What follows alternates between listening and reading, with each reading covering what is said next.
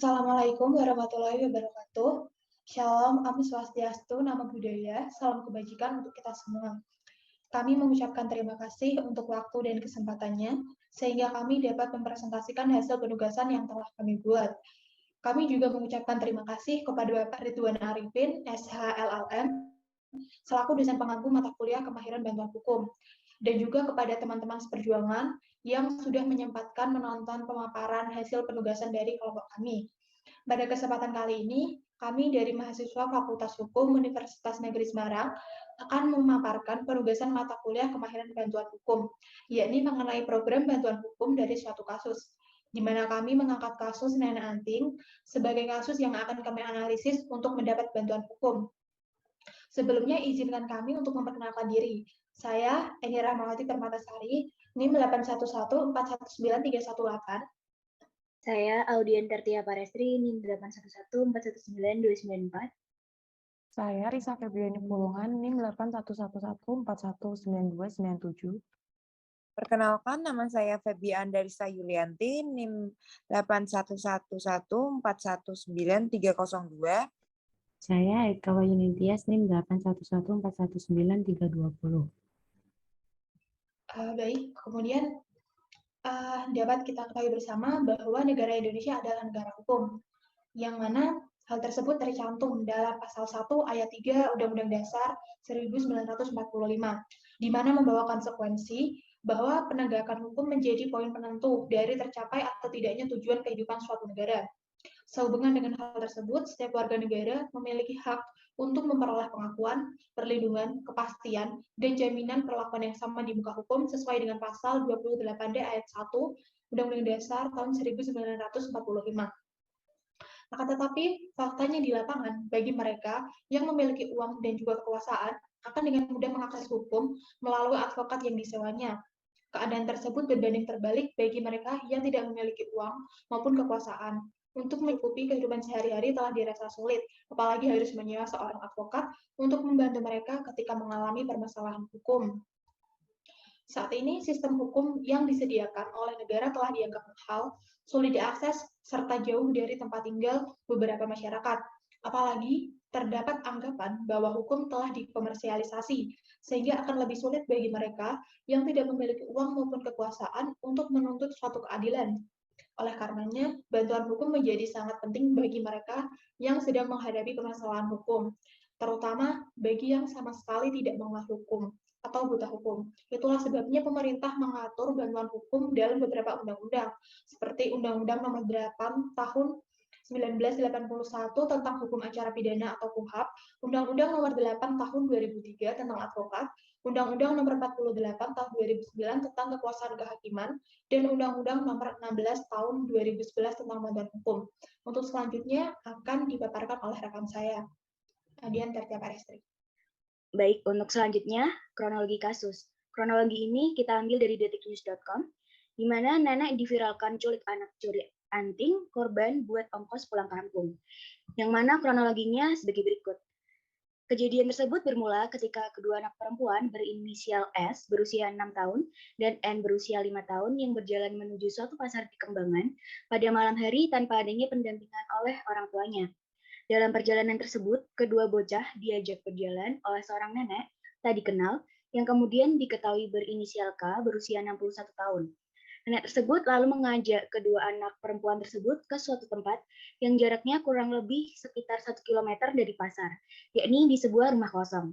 Setibanya di sana, nenek tersebut membujuk kedua bocah untuk melepaskan perhiasan anting-anting di telinga mereka dengan alasan takut dicopet orang. Lalu nenek K tersebut mengiming-imingi uang sebesar Rp20.000 per anak, dan kedua anak tersebut mau menerimanya. Setelah mengambil anting korban, ada warga yang melihat pelaku tengah menggandeng tangan korban. Namun di saat bersamaan aksi tersebut diketahui oleh seorang warga. Warga yang mengetahui bahwa pelaku bukanlah kenalan korban, segera memanggil warga lain dan mengamankan pelaku. Pelaku pun diamankan ke Polsek Kembangan.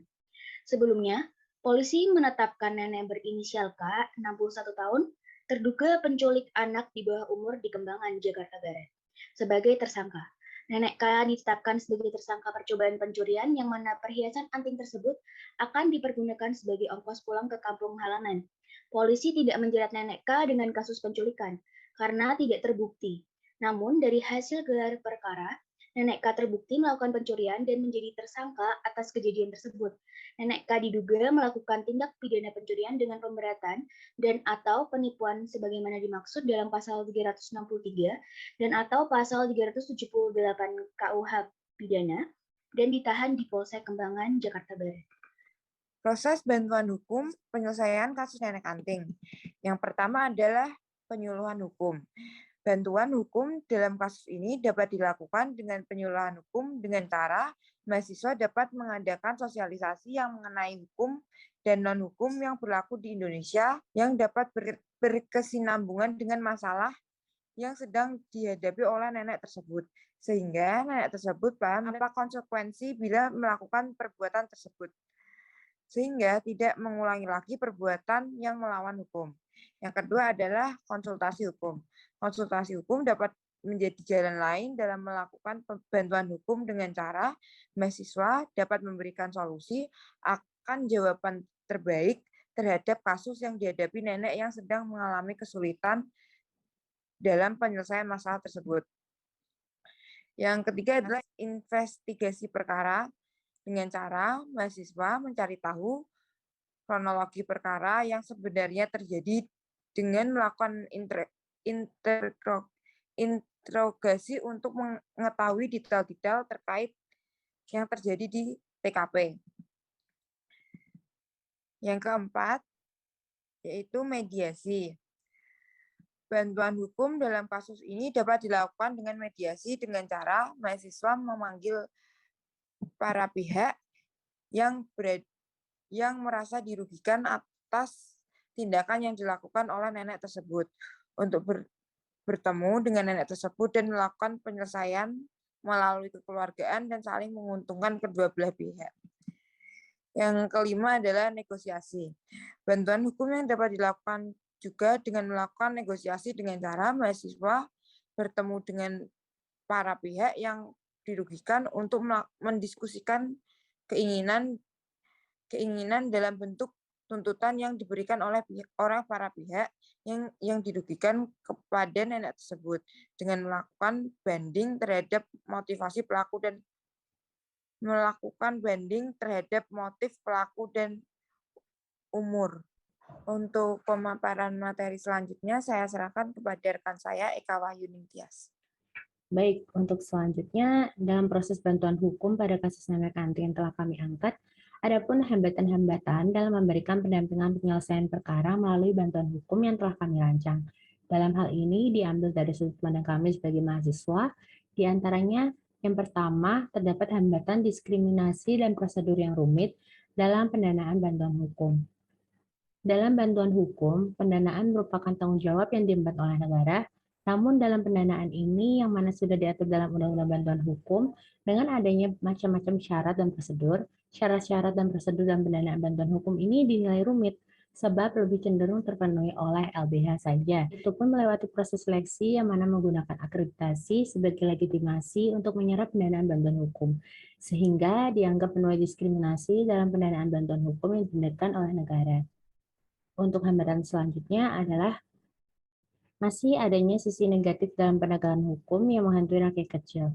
Adanya keraguan dari masyarakat untuk datang ke penegak bantuan hukum yang mana disebabkan adanya image advokat yang seolah-olah tidak mau memberikan bantuan jika tidak ada fee maupun mahalnya jasa advokat dalam memberikan bantuan hukum. Masyarakat juga merasa mampu menyelesaikan segala proses hukum yang harus dijalani dan menangani perkaranya sendiri.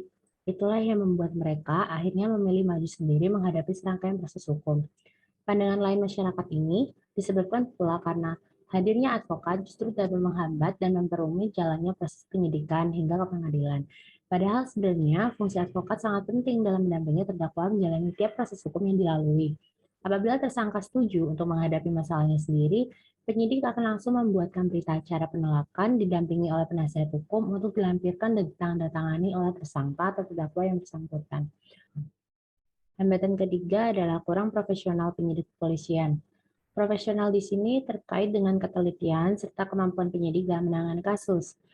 Masih ada penyidik yang kurang paham dengan proses pemeriksaan yang diatur dalam KUHP mengenai bantuan hukum. Dalam proses penyidikan, seharusnya diberitahukan hak-hak untuk mendapatkan bantuan hukum sebelum jalannya pemeriksaan.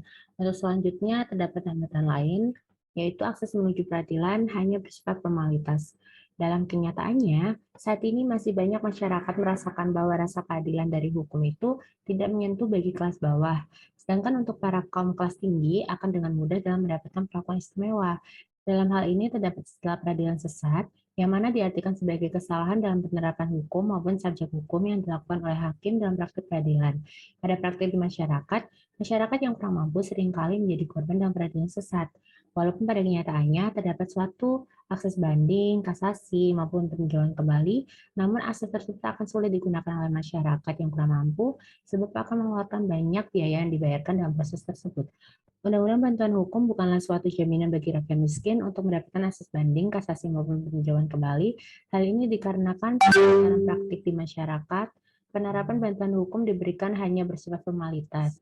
Hukum murni gratis tanpa ada biaya-biaya lain. Akan tetapi, hal itu tidak konsisten dalam dunia praktiknya di masyarakat, di mana rakyat miskin itu tetap dipungut biaya seperti biaya fotokopi, pemanggilan saksi dan ahli, maupun biaya transport menjadi tanggungan rakyat miskin dalam menerima bantuan hukum. Pemungutan biaya tersebut dilakukan atas dasar untuk menghidupi pekerjaannya advokat atau LBH. Padahal, memungut biaya dalam bantuan hukum itu merupakan suatu larangan loh, dengan hukuman penjara paling lama 1 tahun dan denda 50 juta rupiah sebagaimana yang termaktub dalam pasal 20 junto pasal 21 Undang-Undang Bantuan Hukum. Kemudian terdapat hambatan lain, yakni tidak sedikit hakim dan penegak hukum lain yang menolak para pemberi bantuan hukum dan advokat untuk mendampingi proses peradilan dan beracara dalam persidangan. Dalam pemberian bantuan hukum, para penegak hukum boleh membantu memberikan bantuan hukum kepada masyarakat. Layaknya para legal dan advokat, seperti sarjana hukum, ikut memberikan bantuan hukum kepada masyarakat. Namun dalam hal ini, kurangnya pengakuan terhadap para legal dalam beracara merupakan kendala yang sangat dirasakan oleh organisasi pemberi bantuan hukum.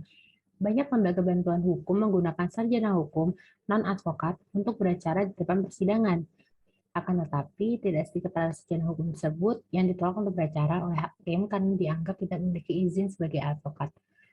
Begitulah sekiranya hambatan-hambatan yang mungkin akan datang dalam proses bantuan hukum pada kasus nenek kanting yang telah kami angkat ini. Kemudian akan disampaikan pula kesimpulan serta saran yang mana akan disampaikan oleh rekan saya, Risa Febriani Pulungan. Silakan.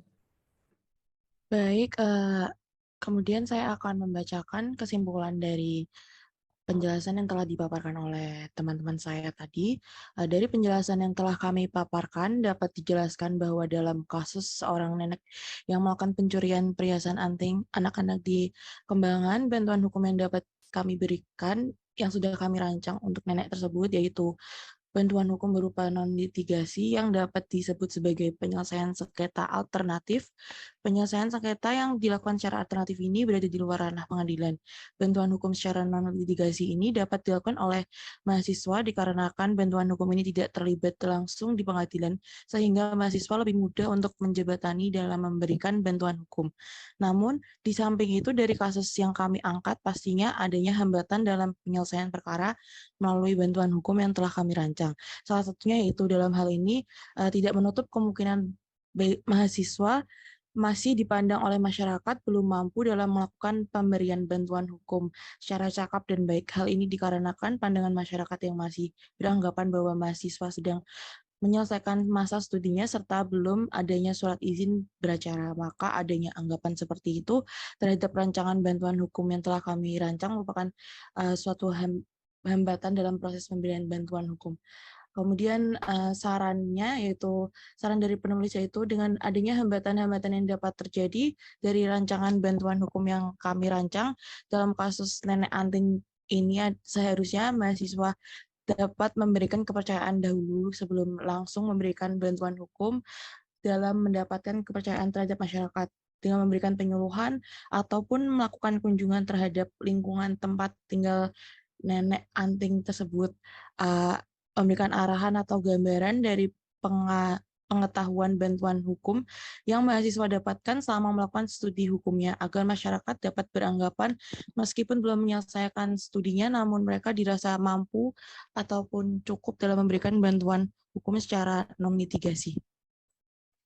Sekian presentasi dari kelompok kami. Apabila ada kesalahan dalam penulisan maupun lisan, kami memohon maaf. Om Santi Santi Om. Wassalamualaikum warahmatullahi wabarakatuh.